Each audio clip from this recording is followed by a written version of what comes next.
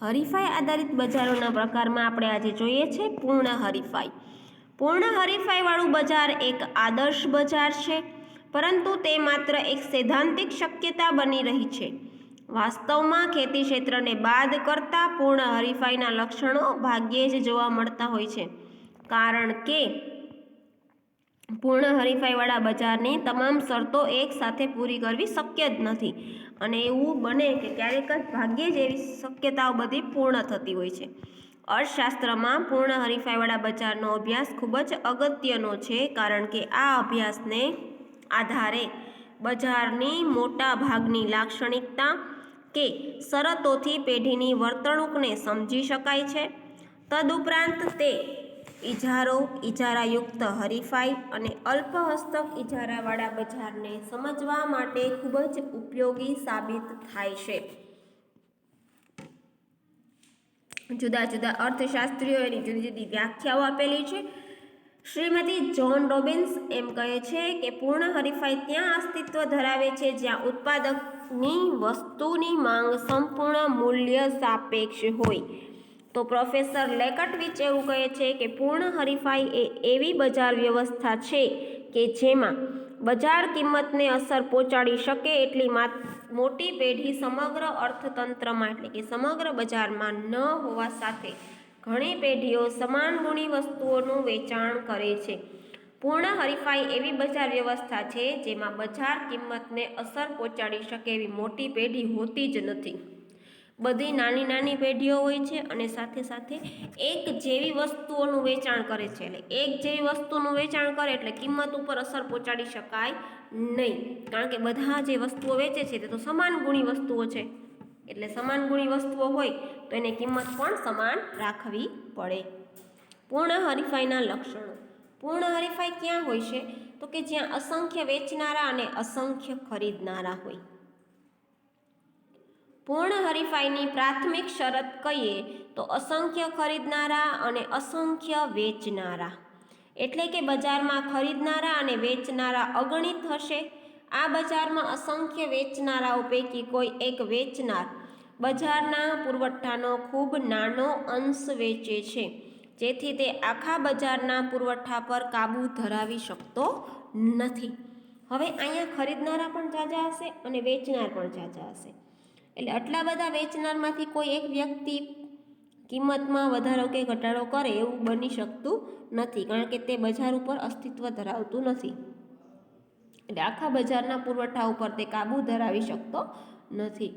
તેથી તે વસ્તુની બજાર કિંમત પર અસર પહોંચાડી શકશે નહીં. દાખલા તરીકે ઘઉંના એક ખેતરમાં ઘઉંનું ઉત્પાદન વધે કે ઘટે, તેમ છતાં ઘઉંના જથ્થા પર અસર પડતી નથી, કારણ કે ઘઉં વેચવાવાળા ઘણા બધા ખેડૂતો હોય, એમાં એક ખેતરમાં ઓછું ઉત્પાદન થાય તો આખા બજારને અસર પહોંચતી નથી. તેવી જ રીતે તહેવારમાં ઉપયોગમાં લેવાતી નાના નાના બલ્બની હારમાળા, આપણે જે દિવાળીમાં લગાડીએ છીએ નાના નાના બલ્બની હારમાળા સિરીઝ, બરાબર, એમાં કોઈ એક બલ્બ ન પ્રજ્વલિત થતો હોય એના કારણે લાઇટને કંઈ ફેર પડતો નથી. 25 કે 30 બલ્બમાંથી એક બલ્બ પ્રજ્વલિત ન થાય તો પ્રકાશમાં કંઈ ફેર પડતો નથી. તેવી રીતે પૂર્ણ હરીફાઈમાં વેચનાર છે એ બજારનો ખૂબ નાનકડો ભાગ છે, એટલે કિંમત ઉપર પોતાનો પ્રભાવ પાડી શકતો નથી. જ્યાં જે કિંમત ફિક્સ છે એ પ્રમાણે જ એને ચાલવું પડશે. જ્યારે ખરીદનાર પણ અસંખ્ય હોય છે આમાં, એટલે ખરીદનાર પણ વસ્તુની કિંમત ઉપર કંઈ અસર પહોંચાડી શકતા નથી, અને વસ્તુની માંગ ઉપર પણ કંઈ ફેર કે અમે નહીં ખરીદીએ તો કંઈ ફેર પડશે નહીં. એટલે ખરીદનારા ઓછા છે, ખરીદનારા અસંખ્ય છે, એટલે એમાંથી જો ઓછા ખરીદનારા હોય, એકાદા 2 કે 5 વસ્તુ ન ખરીદે તો કંઈ માંગ ઉપર અસર થતી નથી. માટે બજારમાં વસ્તુની કિંમત સ્વતંત્રપણે બજારના પરિબળો એટલે કે માંગ અને પુરવઠા દ્વારા જ નક્કી થાય છે. આમ પૂર્ણ હરીફાઈવાળા બજારમાં વસ્તુની કિંમત વસ્તુની માંગ અને પુરવઠા દ્વારા નક્કી થતી હોવાના કારણે વેચનાર બજારમાં માત્ર પ્રાઇસ ટેકર બનીને રહી જાય છે. એટલે વેચનાર વ્યક્તિ છે એને શું કરવાનું છે? બજારમાં આવવાનું છે, જે કિંમત નક્કી છે એ ભાવે વસ્તુ વેચવાની છે ને વયું જવાનું છે, એનું કંઈ ચાલશે નહીં. એટલે પૂર્ણ હરીફાઈવાળા બજારમાં વસ્તુની કિંમત વસ્તુની માંગ અને પુરવઠા દ્વારા નક્કી થાય છે. એટલે જે વેચનાર છે એ શું બનશે? Price taker. એને કિંમત સ્વીકારવી જ પડશે, જે કિંમત હોય એમાં કંઈ કરી શકતો નથી. સમાન ગુણી વસ્તુઓ. પૂર્ણ હરીફાઈવાળા બજારનું બીજું લક્ષણ જોઈએ તો ત્યાં સમાન વસ્તુઓ તમને જોવા મળશે. સમાન ગુણી વસ્તુઓ એટલે જે વસ્તુઓ રૂપ, રંગ, કદ, આકાર, વજન વગેરેની દ્રષ્ટિએ સરખી હોય. રંગ, રૂપ, ગંધ, કદ, સ્વાદ, આકાર, વજન, ગુણવત્તા વગેરેની દ્રષ્ટિએ જે વસ્તુઓ સરખી હોય એને કહેવાય સમાન ગુણી વસ્તુઓ. વસ્તુઓ બધી જ રીતે એક સરખી હોવાથી તેને એકરૂપ નામ આપવામાં આવ્યું છે, અથવા તો સમરૂપ પણ કહી શકો. અને આ જ કારણસર આ બજારની તમામ વસ્તુઓ એકબીજાની સંપૂર્ણ અવેજી છે. એક વેપારી પાસેથી ન ખરીદે તો કોઈ બીજી વેપારી પાસેથી ખરીદશે, કારણ કે કિંમત સરખી છે. રંગ, રૂપ, આકાર, ગંધ બધું સરખું છે, એટલે એકબીજાની અવેજી વસ્તુઓ છે. એટલે વેપારીઓ વચ્ચે તમને પૂર્ણ હરીફાઈ જોવા મળશે. આ બજારમાં વસ્તુઓ સમાન ગુણી હોવાથી વિવિધ ઉત્પાદક કે વેચનાર જુદી જુદી કિંમત લઈ શકતા નથી. જો કોઈ વેપારી કિંમત વધારે તો બીજો વેપારી છે એની પાસેથી વસ્તુ લઈ લેશે. એટલે અહીંયા કોઈ પણ વેપારી કિંમત વધારી શકતા નથી. અને કદાચ કિંમત વધારે તો જે ખરીદનાર છે એને પણ ખબર છે કે આ બજારમાં બધી વસ્તુઓ સરખી જ મળે છે, તો ખરીદનાર પણ વધારે કિંમત ચૂકવવા તૈયાર થશે નહીં. અને સરવાળે આ પૂર્ણ હરીફાઈવાળા બજારમાં વસ્તુની કિંમત સરખી જ રહે છે. પેઢીઓની મુક્ત અવરજવર. પૂર્ણ હરીફાઈવાળા બજારનું ત્રીજું મહત્વનું લક્ષણ છે પેઢીઓની મુક્ત અવરજવર. અહીં પેઢીઓની મુક્ત અવરજવરનો અર્થ એવો થાય છે કે પેઢીઓ ઉદ્યોગોમાં વિના નિયંત્રણ પ્રવેશ કરી શકે છે અને ગમે ત્યારે બહાર જઈ શકે છે. કોઈ ઉદ્યોગ અસામાન્ય નફાની સ્થિતિમાં હોય ત્યારે આવા અસામાન્ય નફાથી આકર્ષાઈ પેઢીઓ મુક્તપણે ઉદ્યોગમાં પ્રવેશે છે, અને કોઈ ઉદ્યોગમાં અસામાન્ય ખોટ દેખાય તો પેઢીઓ ઉદ્યોગ છોડીને વહી જાય છે. આમ આ બજાર હરીફાઈમાં પેઢીઓની અવર જવર ઉપર કોઈ પણ પ્રકારનો પ્રતિબંધ હોતો નથી. અહીંયા પેઢીઓ પૂર્ણ હરીફાઈવાળા બજારમાં પેઢીઓની અવર જવર ઉપર કોઈ પણ જાતનો અંકુશ નથી. શા માટે?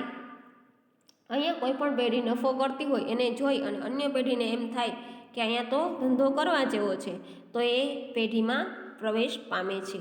અને એવું લાગે કે ધંધો બરોબર થતો નથી અથવા તો ખોટ થાય છે, તો તે ઉદ્યોગ એટલે કે તે પેઢી ગમે ત્યારે બજાર મૂકીને જઈ શકે છે. એટલે એની અવર જવર ઉપર કોઈ જાતનો પ્રતિબંધ નથી. પરંતુ પૂર્ણ હરીફાઈવાળા આ બજારમાં પેઢીઓની જે અવર જવર છે કે આવે ને જાય એ માત્ર ટૂંકા ગાળા માટે છે. શા માટે?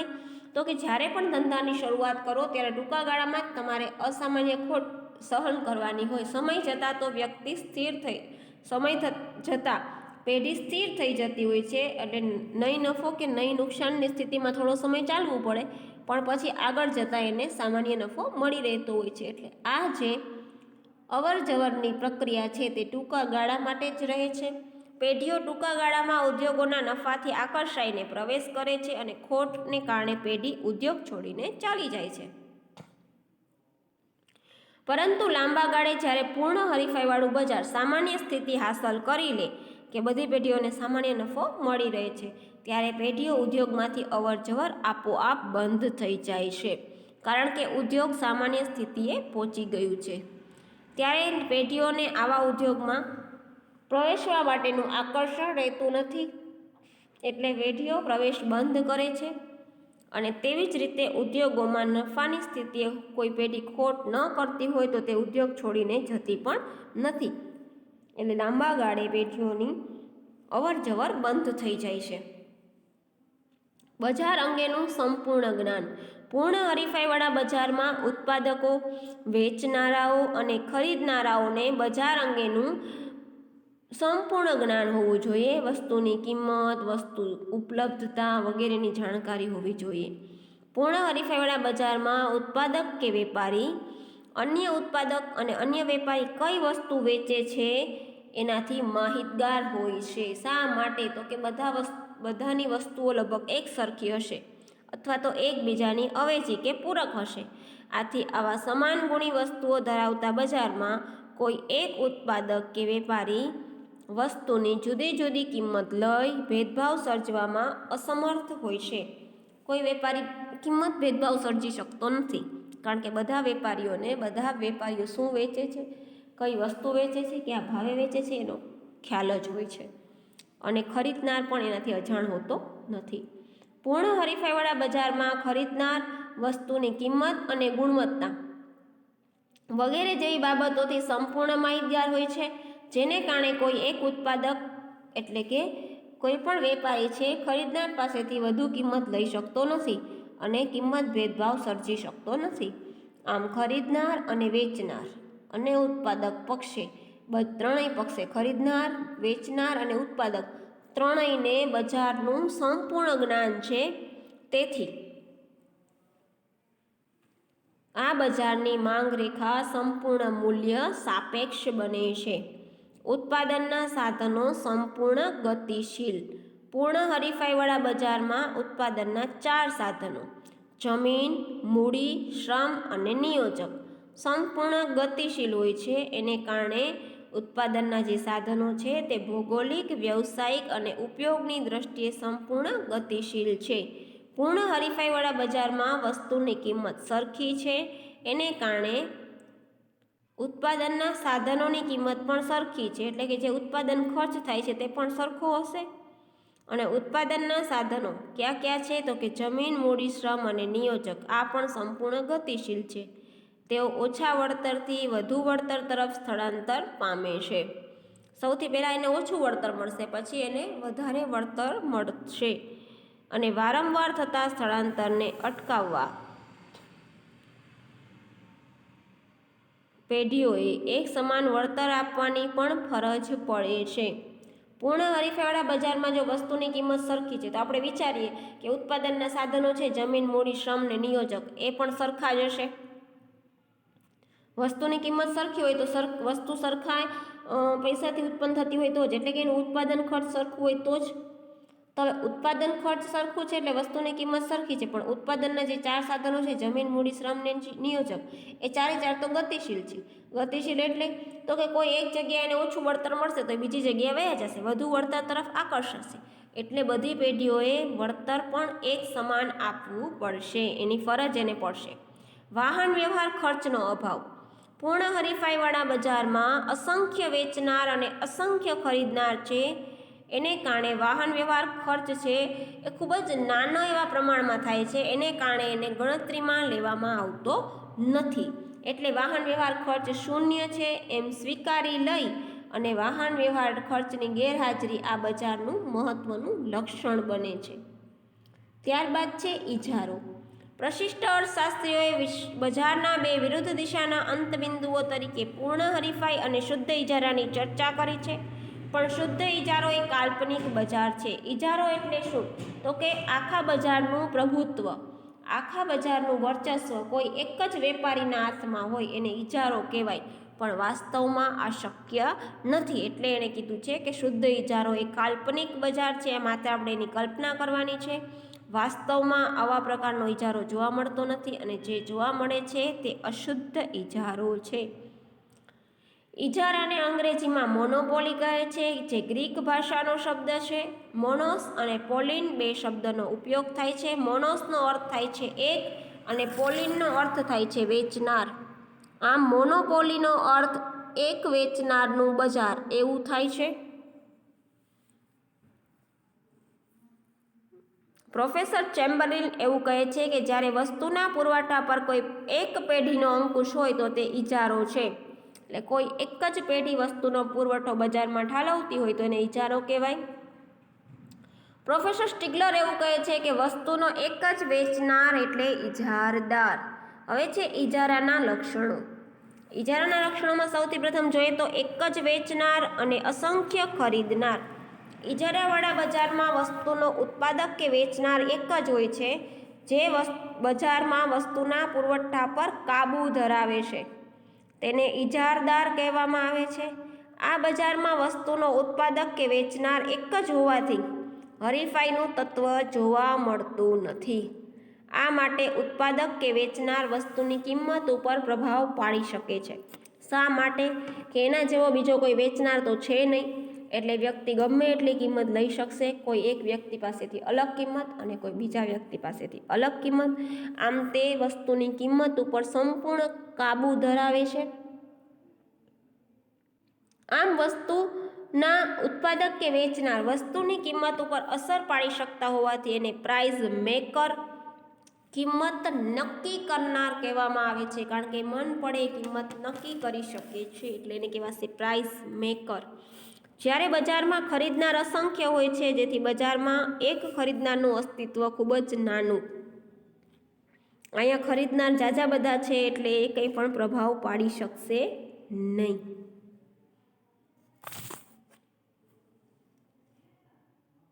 આમ ખરીદનારાઓ વસ્તુની કિંમત ઉપર અસર પહોંચાડી શકતા નથી.